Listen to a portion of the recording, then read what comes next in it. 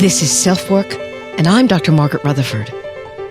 At SelfWork, we'll discuss psychological and emotional issues common in today's world and what to do about them. I'm Dr. Margaret, and SelfWork is a podcast dedicated to you taking just a few minutes today for your own self-work. Hello and welcome back to SelfWork. This is Dr. Margaret Rutherford. I'm a clinical psychologist out of Fayetteville, Arkansas, and I'm so glad you're here. During the last week of June 2021 and the first full week of July, we're taking a bit of a vacation. My very awesome engineer has a fabulous move to make, and I'm getting ready to teach my first course on perfectly hidden depression to therapists. I'm really excited about it. In fact, if you'd like to sign up for this power-packed CEU conference, that's CEYOU ! And you can get 15% off the whole thing. I've provided a link for you to use and the coupon code PRESENTERREF. That's PRESENTER, capital REF, with the P capitalized too. And you can use that at least up until the day of the conference, which is July the 6th. I'll be providing research and information on perfectly hidden depression, both things that are in the book and things I've learned since writing it. And there's some other wonderful presenters. So if you're a therapist and you'd like to be there, or you might let your own therapist know it's going to be there, I'd love to have any one of you there.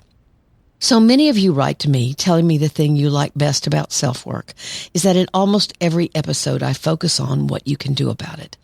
So I chose 6 specific episodes for this vacation time that really talk about just that. Steps, tips, techniques, common mistakes or distortions, and what has worked for either me or my patients through the years. Mental health issues are often complex. However, there's also often a place you can gain hope, start broadening your own understanding, learn something new to try, or just screw up the courage to risk a change. So in this episode, sponsored by BetterHelp, we're focusing on what are confusions about destructive perfectionism and living a highly controlled life, or what I call perfectly hidden depression, and I'm answering 6 listener questions coming from you. And as I said, we'll always focus on what you can do about it.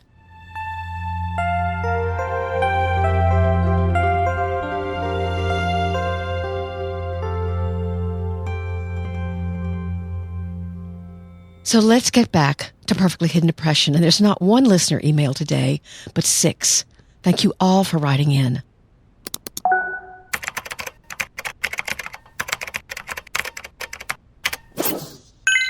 So here we go. I've recently read Perfectly Hidden Depression and found it helpful to understand more about self-compassion.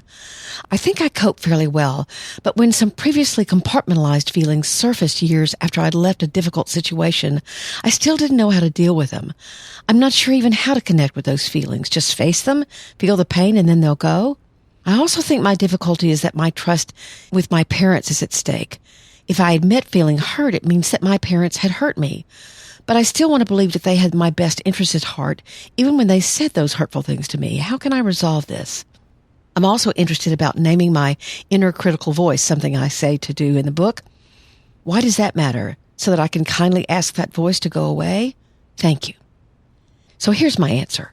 It's certainly true that if you haven't connected with feelings in a long time, it's not easy to do. But the goal isn't to get them to go away. The goal is to manage them, to understand where they are coming from, and to have compassion for yourself for even having those emotions.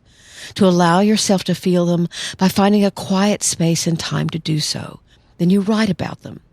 It certainly sounds as if an issue for you is protection or loyalty towards your parents. I remember when a therapist said something negative about my mom once years ago, I walked out of the session. I was so protective. I sheepishly called back a few days later and admitted he'd hit a sore spot.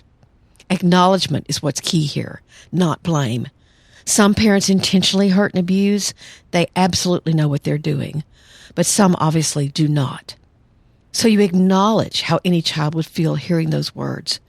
You can even write a letter to that child, offering solace.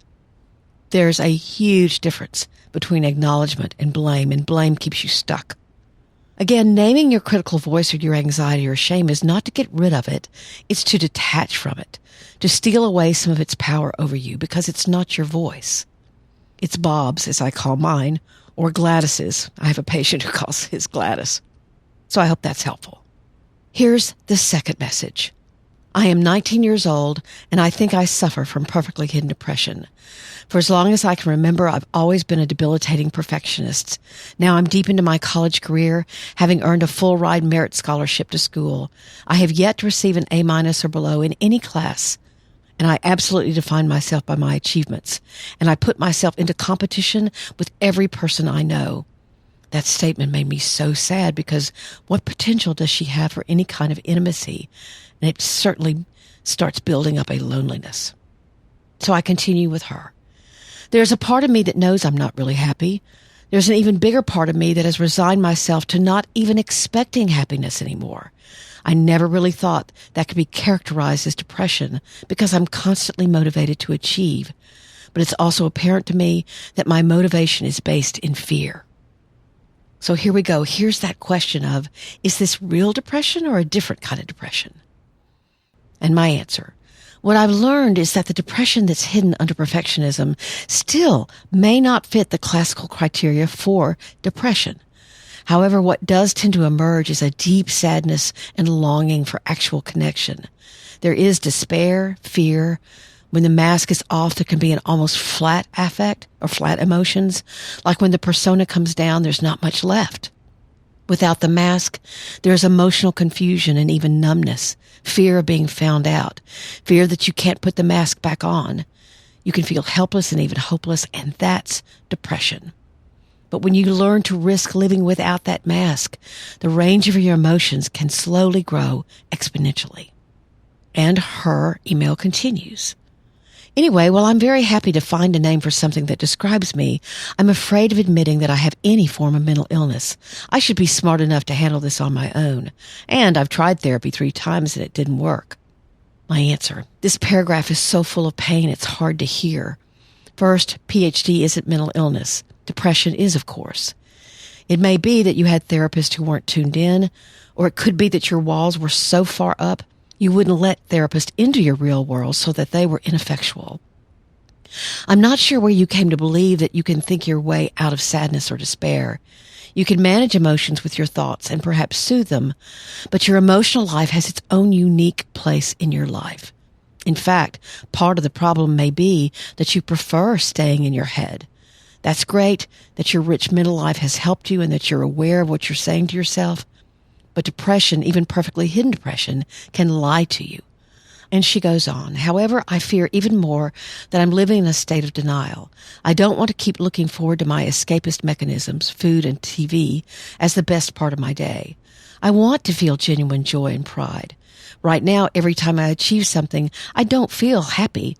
I feel the relief of having avoided failure. Wow. There's so much more vulnerability here. Do you hear that? And good for you. Food and TV shouldn't be your sole source of enjoyment or respite. There is such sadness in all she feels is the relief of having avoided failure.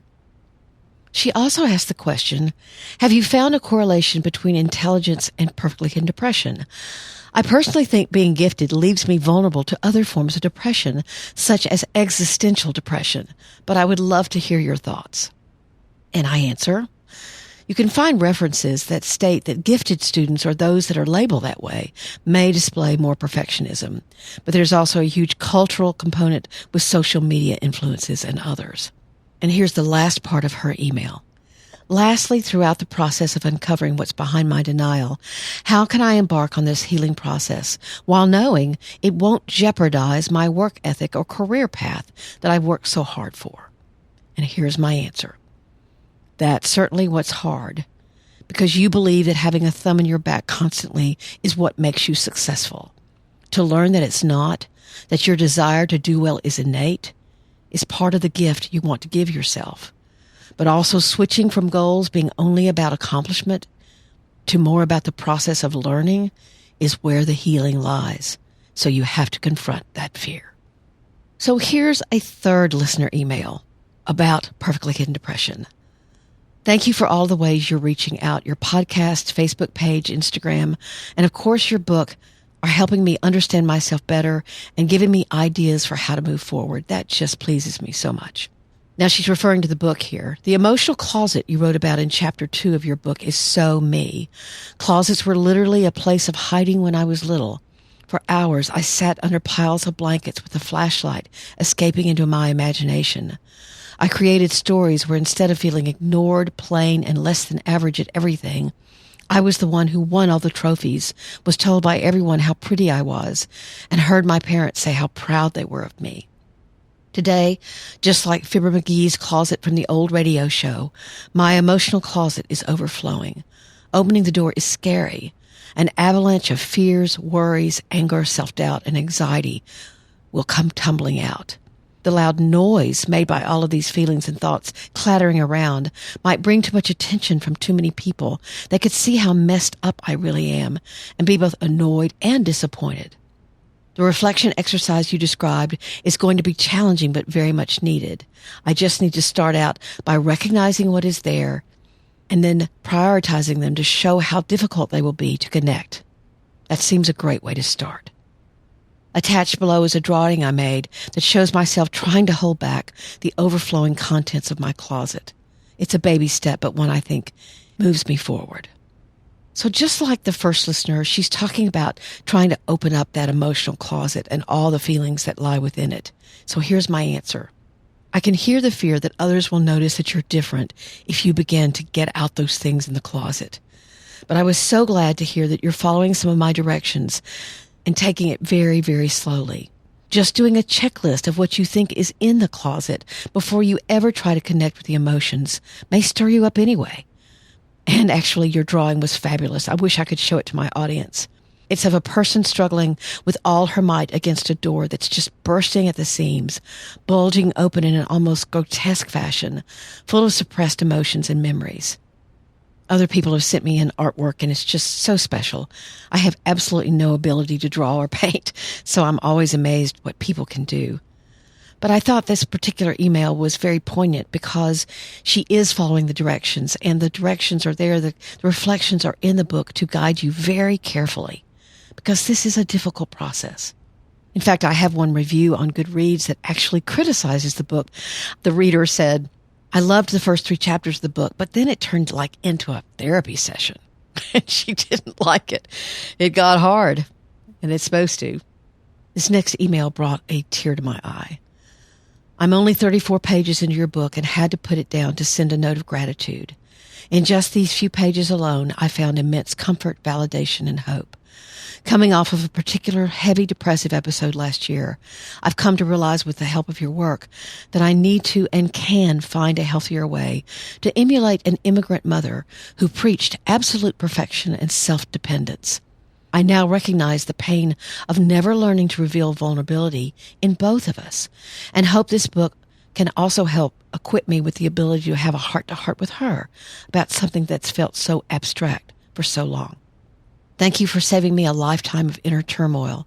I'm grateful to have come across your work at 24 years old, as I can now look forward to many more years of working through PhD to live a more peaceful and fulfilling life. So here's my response.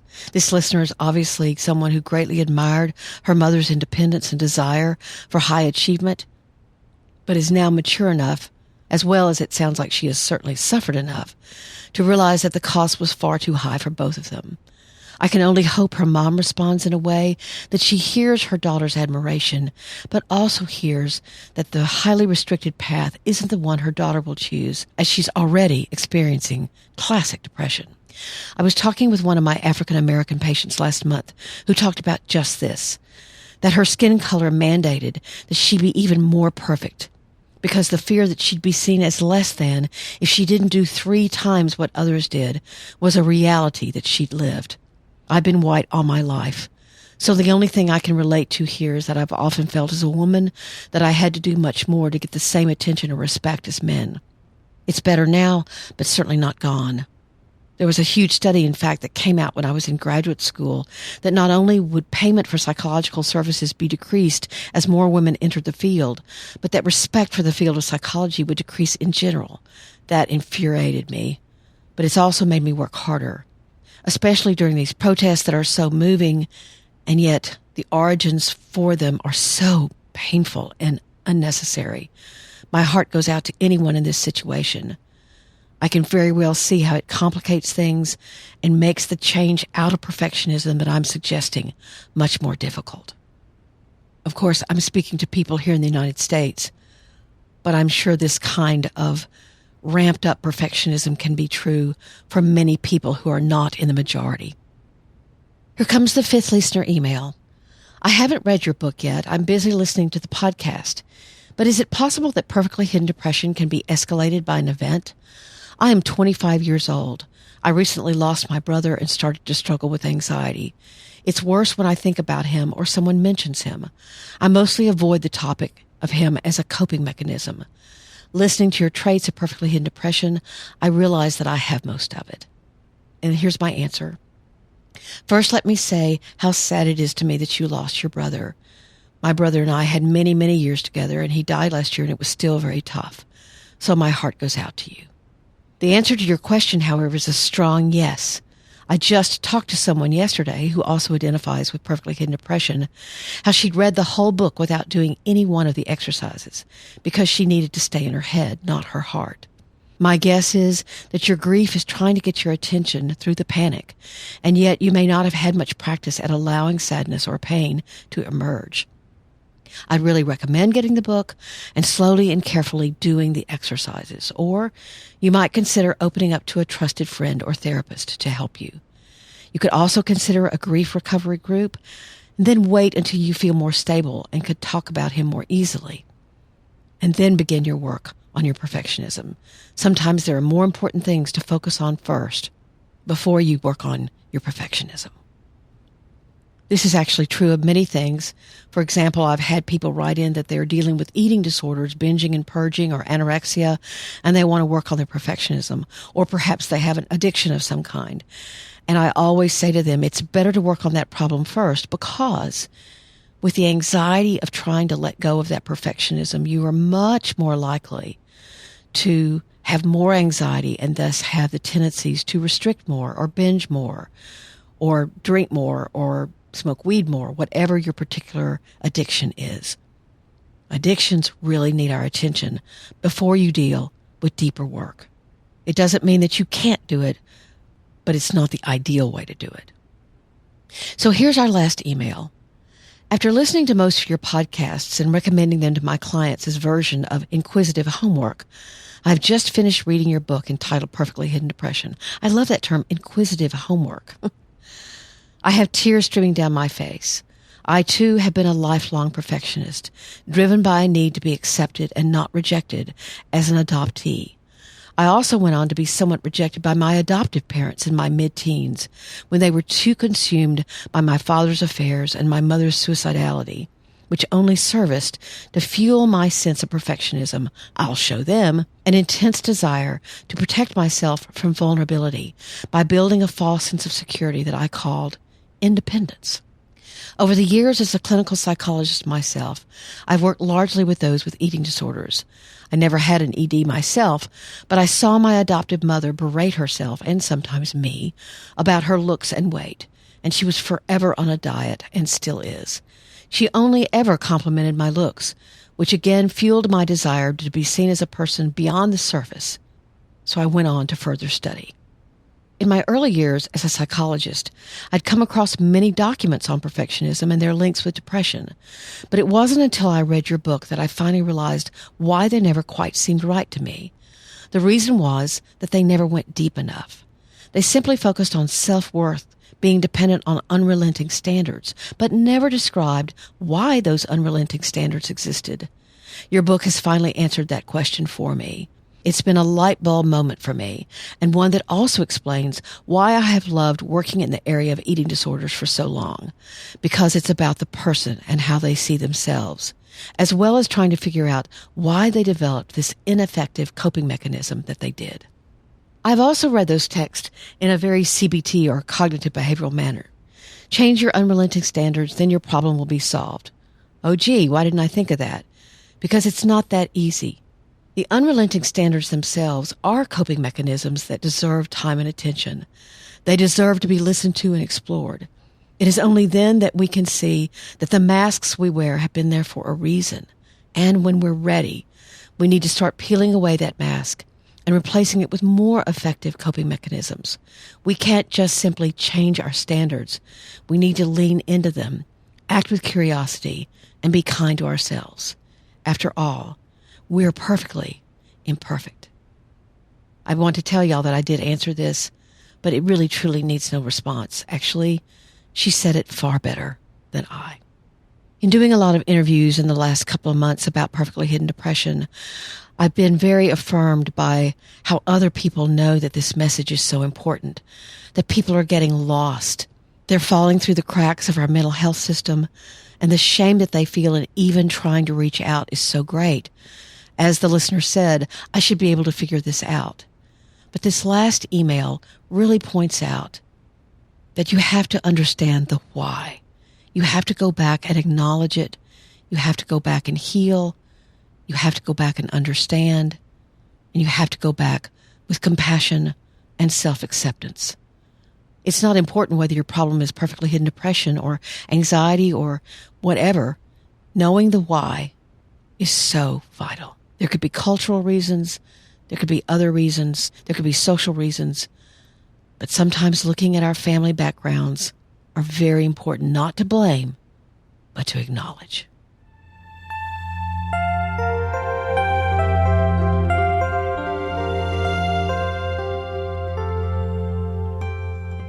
So thank you so much for being here in this first week of our true vacation. I hope you enjoyed this second time around episode.